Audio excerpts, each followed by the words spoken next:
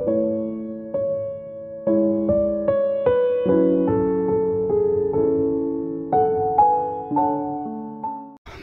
감사합니다. 오늘 우리 함께 살펴볼 하나님의 말씀, 오늘은 구약 성경 이사야 53장 말씀, 5절 6절 말씀 우리 함께 살펴봅니다. 우리 같이 함께 천천히 같이 읽겠습니다. 그가 찔림은 우리의 허물 때문이요 그가 상함은 우리의 죄악 때문이라. 그가 징계를 받음으로 우리는 평화를 누리고 그가 채찍에 맞음으로 우리는 나음을 받았도다. 우리는 다 양 같아서 그릇 행하여 각기 제 길로 갔거늘 여호와께서는 우리 모두의 죄악을 그에게 담당시키셨도다. 아멘. 예, 우리 오늘 말씀의 제목을 항상 기억해야 할 복음의 두 가지 능력 이렇게 잡아 보았습니다. 우리가 항상 잊지 않고 기억해야 할 우리 주님의 십자가의 그 죽으심이 이루신 그 복음의 아주 소중한 두 축이라 할까요? 그 내용을 오늘 우리 함께 살펴보고자 합니다. 전가와 대속. 이 두 말, 우리나라 말은 혹시 여러분, 우리가 처음 들었을 때 약간 이렇게 조금 생소한 그런 말이 행여될지 모르겠습니다. 그렇지만 사실 우리나라 말 의미 자체도 결코 어렵지 않죠. 전가라고 하는 것은 내가 누구에게 뭔가를 건네준다 하는 것이죠. 나에게 있는 것을 건네주거나 아니면 또 그가 가지고 있는 것을 나에게 건네받거나 이렇게 옮겨오는 것을 전가 이렇게 말합니다. 또 하나 대속이라고 하는 것은 내가 혹은 또 누군가가 뭔가를 위해서 다른 사람을 위해서 다른 사람의 그 곤고한 문제를 대신 다 값을 치르고 그리고 그를 회복해 주는 것, 이것이 곧 대속 이 말입니다. 우리 대속이라고 하는 말은 비교적 우리 모두에게 참 익숙한 그런 말씀이겠지만 전가 이 말은 혹 생소할지 모르겠습니다. 그렇지만 우리 성경에서 우리 주께서 십자가에서 이루신 복음의 아주 소중한 내용입니다. 이 내용은 어떤 신학적인 어떤 이런 이론이 아니고 실은 우리 주 예수 그리스도께서 십자가에서 온전하게 다 이루시고 예수 그리스도의 그 죽으심, 십자가의 죽으심이 이 내용을 그대로 담고 있는 것입니다. 그래서 이 말씀은 단지 우리가 어떤 이론적인 이해보다 우리의 마음속에 깊은 감동으로 다가오는 하나님의 또 우리 주님의 우리를 향하신 사랑의 발로라고 하는 것에 대해서 우리가 함께 마음에 두고 살펴보도록 그렇게 하겠습니다. 자, 먼저 전가라고 하는 것, 우리 함께 간략하게 그 의미를 살펴보았지만 전가는 어떤 사람의 잘못이나 또 어떤 사람의 공로를 다른 사람에게 그대로 부과해 준, 전달해 주는 것입니다. 그대로 부과해 주는 것입니다. 우리 주님의 십자가에서 일어난, 그런데 이 전가라고 하는 것은 두 가지로 표현이 되고 있습니다. 두 가지로 설명이 되고 있습니다. 그렇게 이루어진 것이죠. 먼저는 나의 죄가 예수 그리스도 그분 앞에 온전하게 전가되었다 하는 이 일입니다. 여호와께서는 우리 모두의 죄악을 그에게 담당시키셨다. 이사야 우리가 함께 읽었던 53장 6절의 말씀입니다. 주님은 죄가 없는 분이시지요. 우리를 대신해서, 그런데 우리 주님은 완전히 죄인이 되었습니다. 죄인 취급을 받았다기보다는 죄인이 되셨습니다. 이 부분을 사도 바울은 좀 적나라하게 그렇게 설명을 합니다. 이 내용은 지난 금요일 날 외국인들하고 같이 하나님 말씀 줌을 통해서 말씀 공부를 하는데도 지난주는 이 내용을 영어로, 요즘엔 구글을 통해서 영어로 쉽게 번역이 됩니다. 그래서 이 내용을 영어로 번역해서 외국인들하고 이 내용을 함께 다뤘습니다. 그런데 우리가 함께 이 내용을 다루다가 오늘 제가 소개할 고린도후서 5장 21절 말씀, 사도 바울이 십자가 위에서 그리스도를 통해서 하나님이 이루신 이 역사에 대해서 사도 바울이 설명하고 있는 이 내용 가지고 한 시간을 다 보냈습니다. 이 내용이 그만큼 깊고 오묘하고 신비스러운 내용을 이 안에 담고 있기 때문입니다. 자, 고린도후서 5장 21절 사도 바울이 우리 주님의 우리의 죄가 주님께 어떻게 전가되었는지에 대해서 사도 바울이 이렇게 말씀을 합니다. 하나님이 죄를 알지도 못하신 이를 우리를 대신하여 죄로 삼으신 것은 우리로 하여금 그 안에서 하나님의 의가 되게 하려 하십니다. 우리는 최소한 이 한마디 말씀 붙들고 꼭 여러분께서 깊이 상당한 시간을 좀 두고 묵상을 해 보셔야 할 아주 소중한 말씀입니다. 사도가 지금 전하고 있는 말씀을 한 세 가지로 오늘 이 말씀을 간략하게 생각해 볼까요? 먼저는 주님은 죄를 전혀 알지도 못하신 분이었다 하고 사도가 그렇게 전해줍니다. 여러분, 그 말이 무슨 말일까요? 우리는 죄에 대해서 익숙하지요. 잘 압니다. 또 우리가 행여 의도적으로 죄를 범하면 즉각 그 죄는 우리 안에서 어떤 우리 마음을 올가매는 어떤 죄책감으로 올가매는 이 올무로 우리에게 다가오죠. 우리는 이것조차도 아주 많이 경험했습니다. 죄책감들.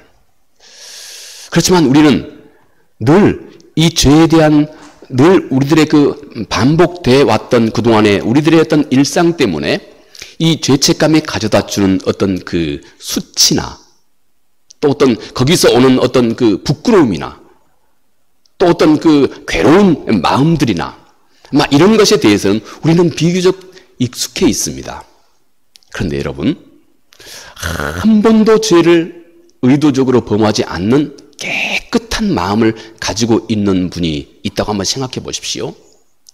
그런데 그분에게 이 세상에서 그 누구도 감당할 수 없는 모든 죄를 그분에게 다 덮어 씌우셨다고 한번 가정을 해 보십시오.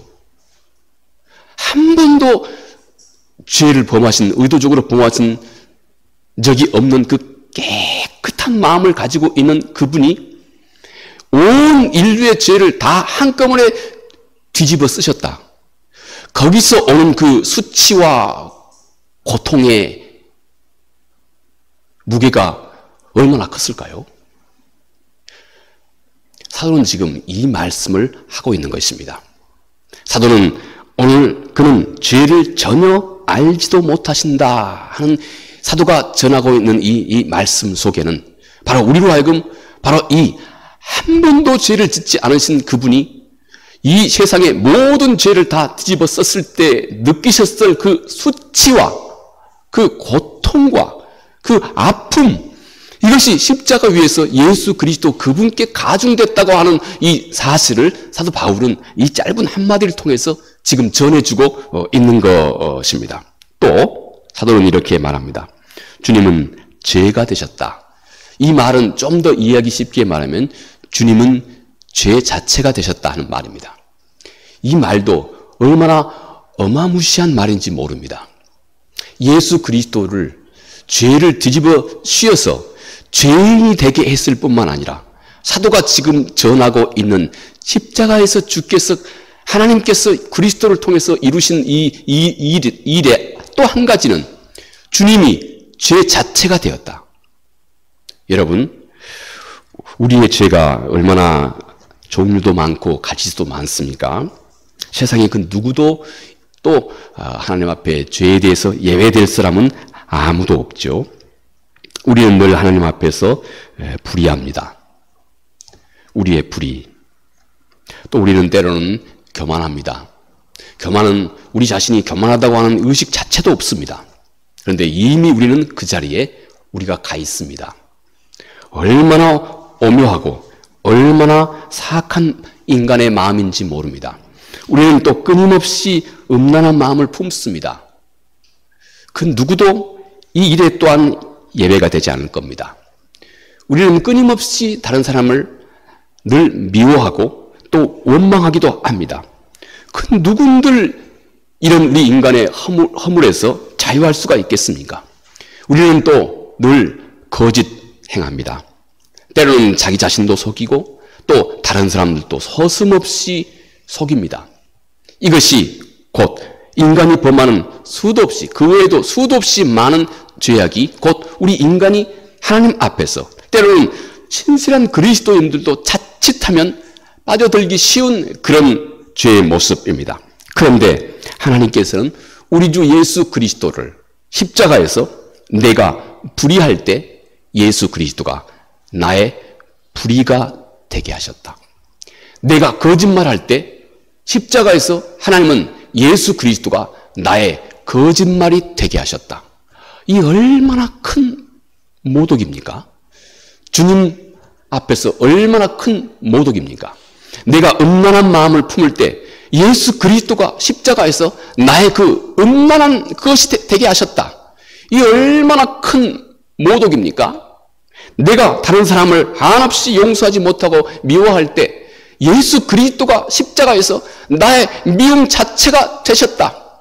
하나님께서 이 모든 것을 예수 그리스도 그분께 다 덮어 씌우셨다.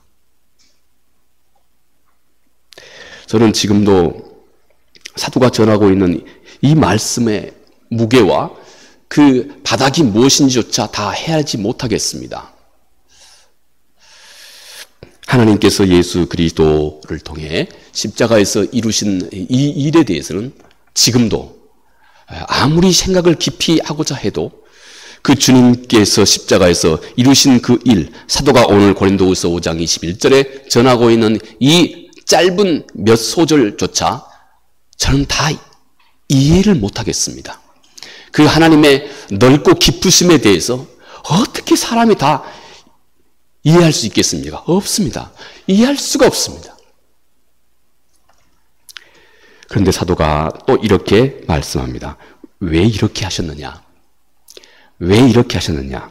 사도는 우리로 하여금 하나님의 의가 되게 하려 하셨다.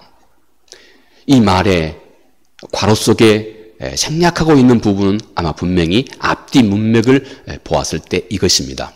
하나님은 우리로 하여금 예수 그리스도의 그 크나큰 희생을 십자가 위에서 내가 직접 깨달아 알게 하시고 나로 하여금 큰 감격이 있게 하셔서 나로 하여금 스스로 자원하여 하나님의 의가 되는 삶을 내 안에서 그 새 생명을 내 안에서 창조하시기 위함이다.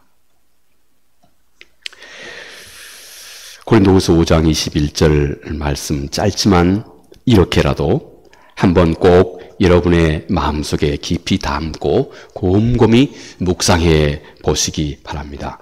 왜냐하면 이것이 곧 하나님께서 예수 그리스도를 통하여 십자가에서 우리에게 베푸신 것이고 이 하나님의 은혜는 우리가 생각하면 생각할수록 그 깊이와 부피와 넓이를 다 헤아려 알 수조차 없는 하나님의 그 깊고 깊으신 은혜이기 때문에 그렇습니다.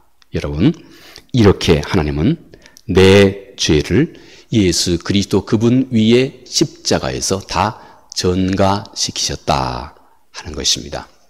이것이 먼저 첫 번째 하나님이 하신 일입니다. 그 다음 또 다른 전가는 이제 예수 그리스도의 의가 내 의가 되게 하셨다 하는 것입니다.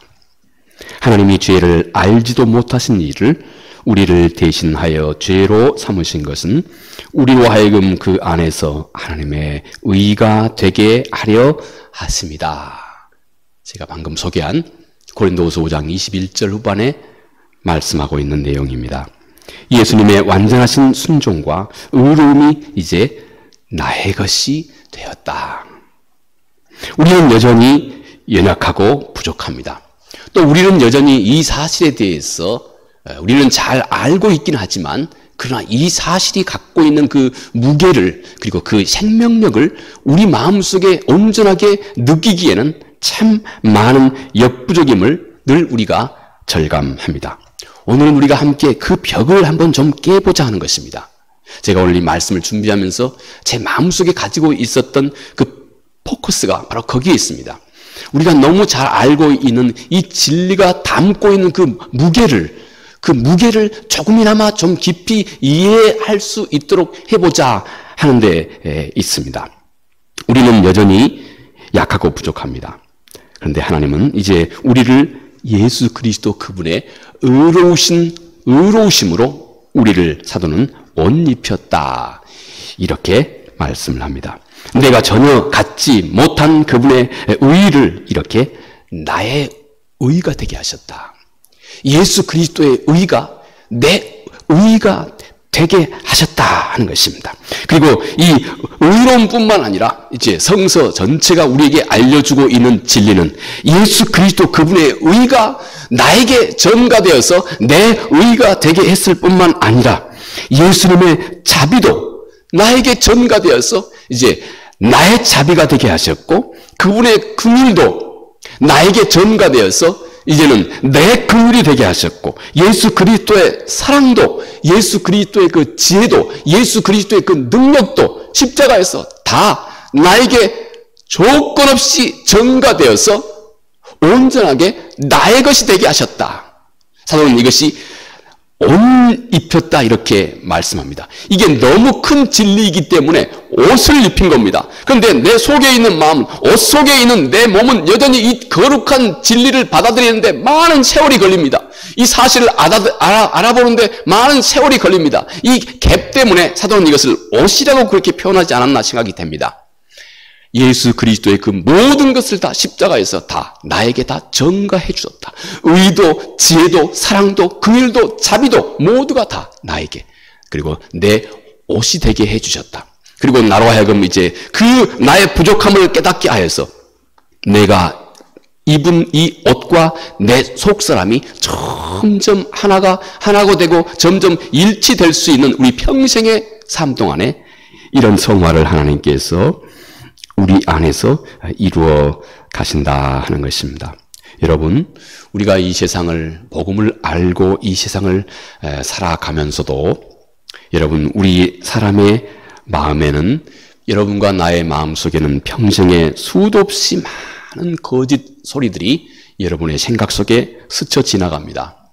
특히 우리가 어떤 곤혹스러운 자리, 어떤 자신의 한계를 경험하는 그런 자리, 또 어려움이 있는 그런 자리일수록 여러분 우리의 건강한 자아를 파괴하는 수도 없이 많은 생각들, 잡념들이 여러분 우리 사람의 마음속에 스쳐 지나가게 됩니다.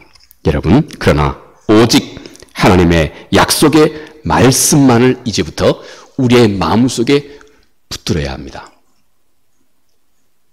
나를 위해서 예수 그리스도의 십자가에서 예수 그리스도의 의를 나에게 온전히 전가하셔서 그리스도의 의로운 자가 되게 했다고 하는 이 진리, 하나님은 지극히 나를 사랑하고 계신다고 하는 이 진리, 하나님은 나를 위해서 가장 값진 것을 주저함없이 다 내어주실 정도로 하나님이 우리를 사랑하고 계신다고 하는 이 거룩한 진리, 우리는 하나님 앞에서 그러므로 끊임없이 하나님이 가장 기뻐하는 자라고 하는 이 소중한 진리, 여러분 이 소중한 진리만을 우리 마음속에 선별적으로 붙들어야 됩니다.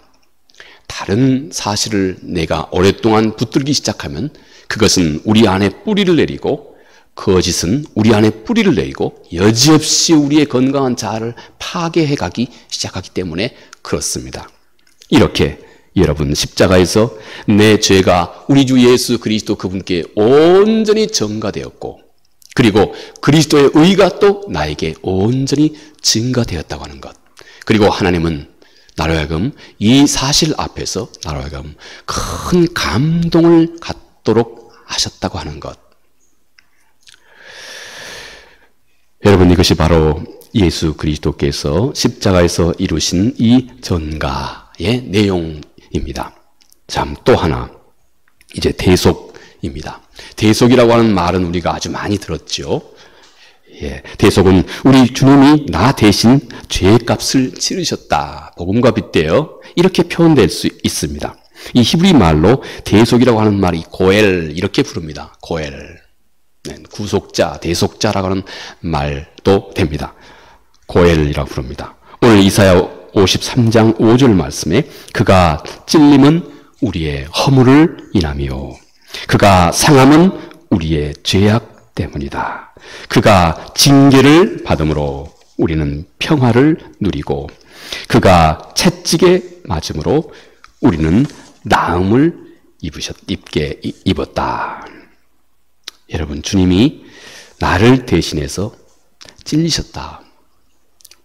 그리고 주님이 나를 대신하여서 철저하게 상하셨다. 또 주님이 내 자리에서 나를 대신해서 징계를 대신 받으셨다. 하물며 주님은 사람들 앞에서 그 수치스럽게 채찍도 나를 대신하여 맞으셨다. 왜 하나님이 이렇게 하셨을까요? 왜 하나님의 독생자 예수 그리스도를 이렇게 하셨을까요? 하나님이 가장 아끼시는 독생자 예수 그리스도, 왜 하나님께서 이렇게 하셨을까요? 이 내용에 대해서 사도 바울이 로마서 5장 8절에 이렇게 간단하게 전합니다. 우리가 아직 죄인 되었을 때 그리스도께서 우리를 위하여 죽으심으로 하나님께서 우리에 대한 자기의 사랑을 확증하셨느니라.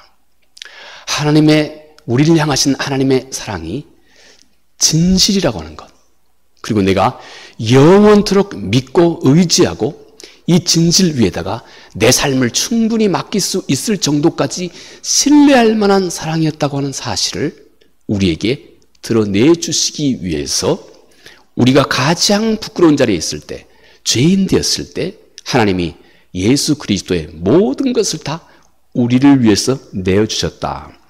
사도 바울이 설명하고 있는 한 설명입니다. 또 여기에 더해서 사도 베드로가 또 이 사실을 이렇게 설명을 합니다. 베드로전서 2장 24절 초반에 나와 있는 내용입니다.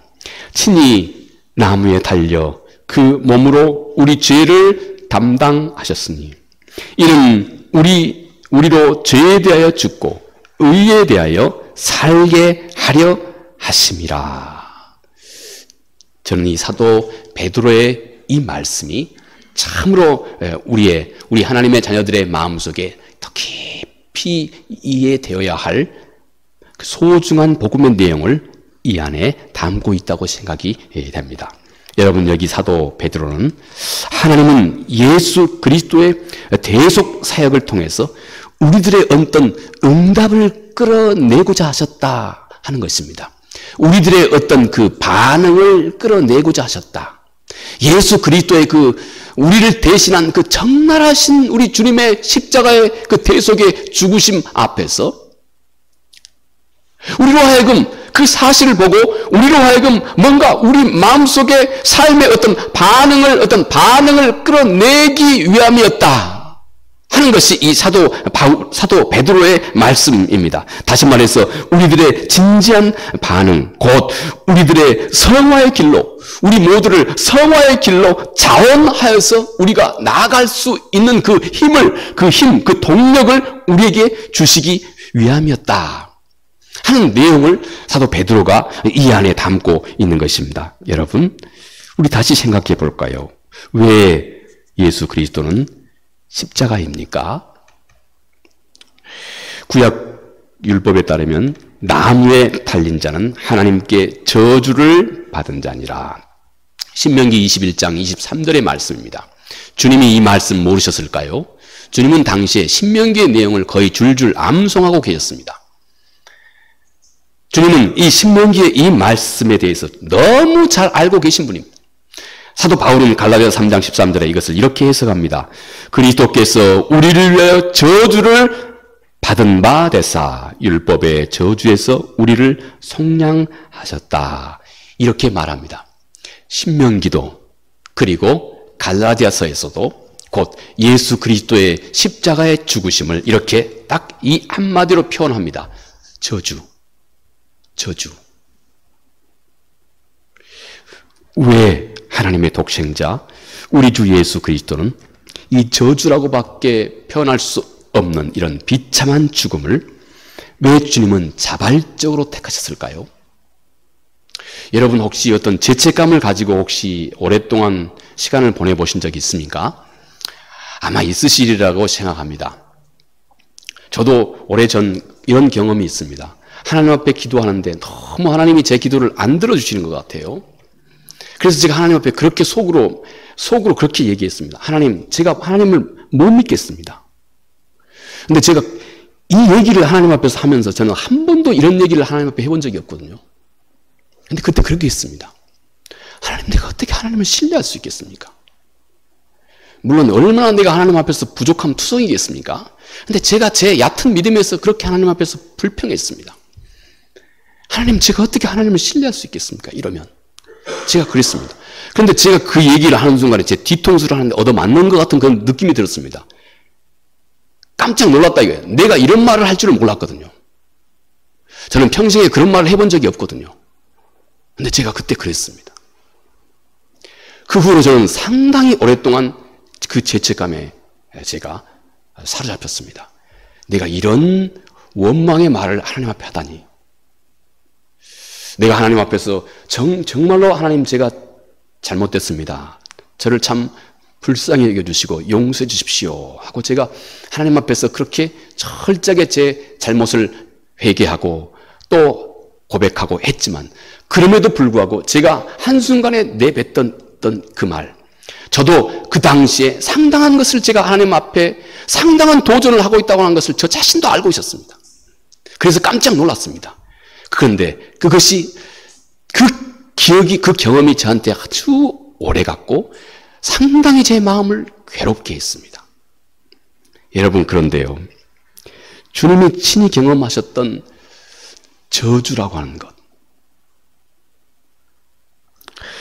여러분, 우리 인간이 자신이 저주를 받았다 하는 이런 자의식을 갖게 되는 것은 우리 인간의 마음속에 건강한 자아를 정말로 무섭게 파괴하는 어떤 그런 아주 강한 부정적인 힘을 이런 자의식이 우리 인간의 마음속에 가져다 줍니다.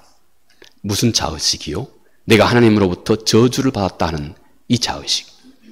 예수 그리스도는 신명기의 말씀에 정통하셨던 예수 그리스도, 사도 바울도 예수 그리스도의 십자가의 죽으심, 나무에 달려 십자가의 죽으심은 곧 저주의 상징이었다고 이렇게 공공연하게 말씀하고 있는, 내가 하나님으로부터 버림받았다, 저주를 받았다 하는 이 자의식을 예수 그리스도는 똑같이 우리와 같이 가지셨다는 것입니다. 그리고 똑같이 그 무게를 견디셨다는 것입니다.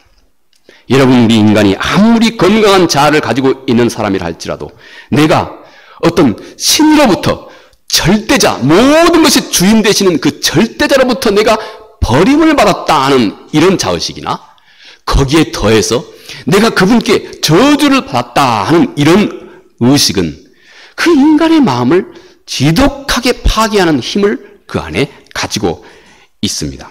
여러분, 자신이 저주받았다 하는 이 생각은 먼저 철저하게 자기 자존감을 파괴해버립니다.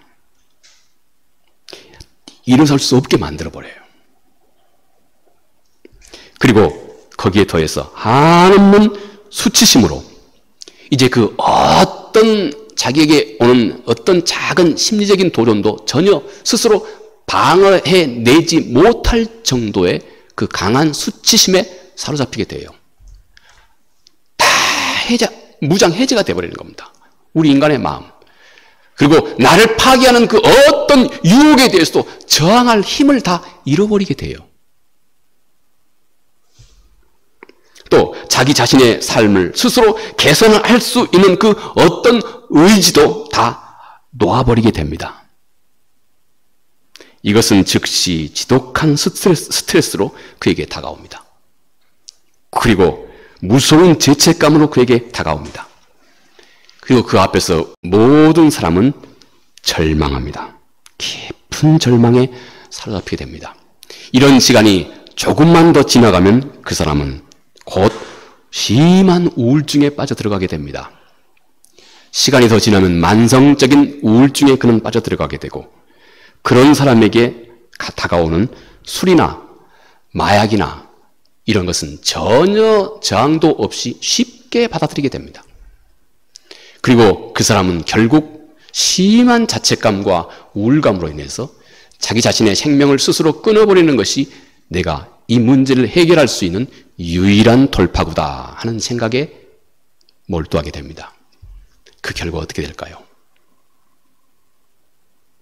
우리 인간의 마음속에 죄책감도 결국 이런 무서운 결과를 가져오는데, 내가 신으로부터, 아버지로부터 저주를 받았다 하는 이런 자의식을 마음속에 가지고 있는 경우에 얼마나 이것이 고통스러운 것, 얼마나 고통스러운 것이었을까요?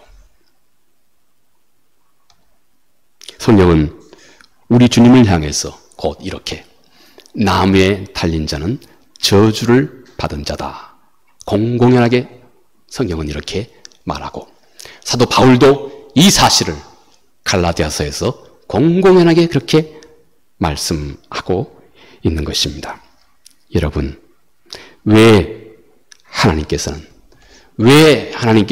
예수 그리스도의 십자가에서 이토록 형언할 수 없는 고통을 그의 독생자 예수 그리스도에게 이토록 가중시켰을까요? 왜 예수 그리스도를 이토록 무지막지하게 다 십자가에서 내버리셨을까요? 성경이 우리에게 전하고 있는 아주 중요한 말씀을 우리가 절대 잊지 말아야 됩니다. 그것은 우리를 이 주님의 자발적인 비참한 희생 앞에서 여러분과 내가 감격하게 하시기 위함이라는 것입니다. 감동하게 하기 위함이라는 것입니다. 결국 내 안에서 항상 잊지 않고 영원토록 기억되게 하시기 위함이라는 것입니다.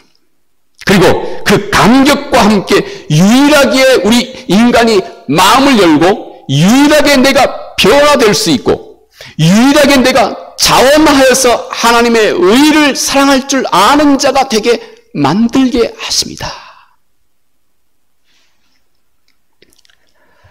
하나님을 향해서 내가 스스로 자원하여서 변화를 하게 하기 위함입니다.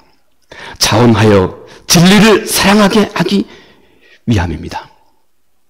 바로 그 십자가에 우리 주님의 그 무고하신 희생 앞에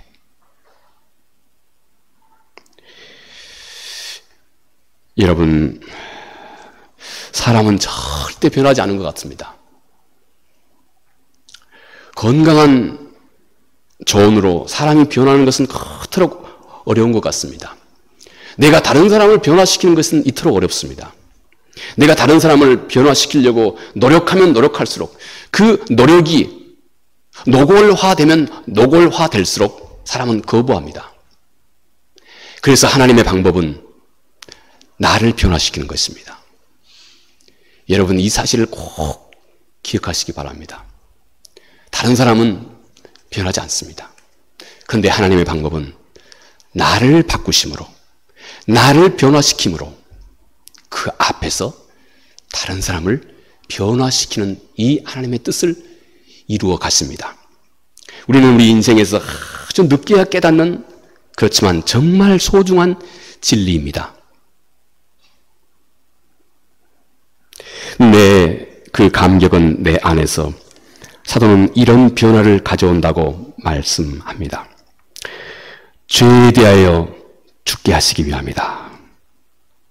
예수 그리스도께서 자기 자신을 이렇게 매몰차게 십자가 위에 온전하게 내어주심으로 우리는 그 십자가의 주님의 대책 없는 그 희생을 우리 모두가 목도하고 바라보고, 그리고 그 사실을 깨달아 알게 하셔서 이제는 그 주를 바라보는 우리 모두에게 깊은 감동을 주게 하고, 그리고 그 깊은 감동을 따라서 내가 자원하여서 먼저는 죄에 대해서 죽게 하시기 위함이다. 여러분, 죄에 대해서 죽는다고 하는 이 말의 무게를 아마 아실 거라 생각합니다. 이 말이 그토록 어려운 말이라 하는 것입니다. 그런데 더 이상 죄가 내 삶의 주인이 되지 않게 하는 그 놀라운 힘과 능력이 예수 그리스도의 십자가에서 자발적으로 나를 위해서 모든 것을 가장 고통스러운 자리에 스스로 내어 던지셨던 우리 주님의 그 모습 앞에서 여러분과 내 마음은 비로소 자원하여서 아무 저항감 없이 나도 자발적으로 죄에 대해서 죽을 수 있게 해주셨다. 과거에 나에게 죄는 자연스러웠고 은밀히 나는 죄를 사랑하고 있었던 겁니다. 누가 자기를 내어주려고 합니까? 누가 자기를 양보하려고 합니까? 모두가 다 다른 사람의 문제입니다. 이것이 우리 인간의 본능입니다. 그런데 그 생각을 바꾸는 일이 절대 쉽지가 않다는 것입니다. 그리스도 그분 외에 할 수 없는 일입니다. 그런데 그가 하신 것입니다. 내가 스스로 그 누구보다도 내 자신을 내가 먼저 살필 수 있는 그 힘, 그 능력을 하나님께서 예수 그리스도 앞에서 나에게 베풀어 주셨다는 것입니다. 이제는 내가 스스로 자원하여서 기쁨으로 죄에 대해서 민감하게 되고 내가 자원하여 기꺼이 죄를 미워할 줄 알게 되고 내가 자원하여 기꺼이 기쁨으로 이 죄를 스스로 떠나는 이 생명을 내 안에서 창조해 주셨다 하는 것입니다. 또 사도가 오늘 말씀하신 것은 의에 대해서 살게 하려 하십니다. 내가 기쁨으로 자원하여 죄에 대해서 죽고 여러분 기쁨으로 자원하여서 내가 거부할 때라야 비로소 우리 사람은 진정한 의미에서 죄를 이길 수가 있습니다. 다른 길은 없습니다. 그런데 이 힘이 예수 그리스도의 십자가에 노출된 우리 주님의 십자가의 그 공공연한 고난을 우리가 이해하면서 우리 인간의 마음속에 생겨나기 시작했다는 것입니다. 그리고 우리는 또 의에 대해서 살게 하려 하심이라고 말합니다. 이제 나의 삶의 목적이 정말로 하나님을 기뻐하는 바로 의를 사랑하는 자 되게 하시기 위함입니다. 자원하여 하나님의 말씀과 뜻을 사랑하는 삶을 내 안에서 이 놀라운 새 생명을 내 안에서 창조해 내시기 위함입니다. 이것이 예수 그리스도 안에서 새 생명으로 사는 길입니다. 이 변화는 절대 억지로 강요되는 것이 아닙니다. 복음의 은혜로 자발적으로 내 안에서부터 일어난 이 변화입니다. 오늘 이사야 53장 5절 말씀에 그가 찔림은 우리의 허물 때문이요 그가 상함은 우리의 죄악 때문이라. 이 소중한 이사야 선지자의 말씀이 이제 우리 모두에게 다른 힘과 능력으로 다가오시기 바랍니다. 우리는 이 말씀 속에서 하나님의 어떤 절실한 노력을 우리가 읽을 수가 있습니다. 나를 향하신 하나님의 그 간절한 어떤 마음을 우리가 느낄 수가 있습니다.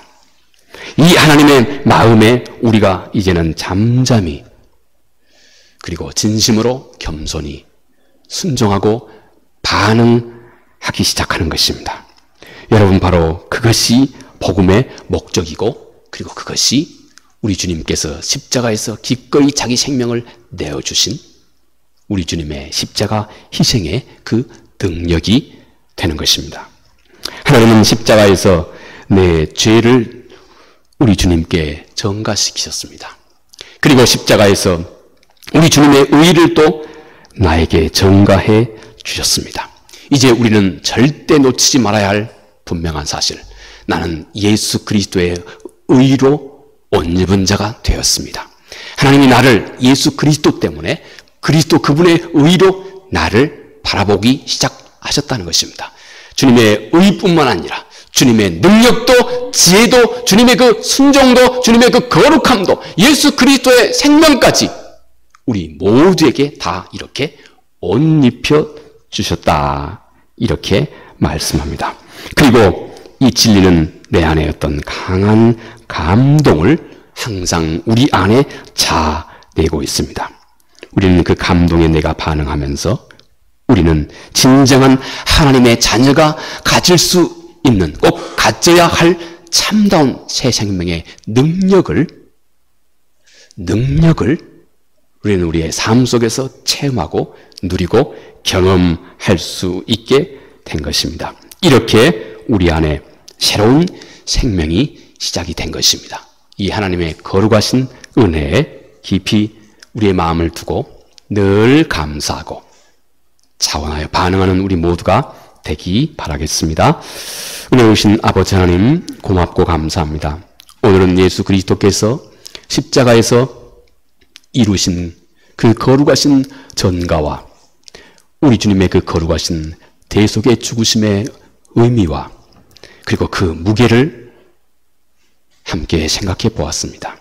주님의 그 십자가의 대속의 죽으심이 이제 우리 모두에게 깊은 감동으로 다가올 수 있도록 도와주시기 바랍니다. 그래서 십자가의 대속의 죽으심과 또 주께서 우리를 위해서 이루신 이 모든 역사가 이제는 내가 자원하여 죄에 대해서 죽고 의를 사랑할 줄 아는 우리 모두가 되게 해주셔서 이 땅에 우리가 살아가는 삶 동안 하나님의 큰 빛을 발할 수 있는 능력 있는 우리 모두가 될 수 있도록 은혜를 베풀어 주시옵소서. 예수님 거룩하신 이름으로 기도합니다. 아멘.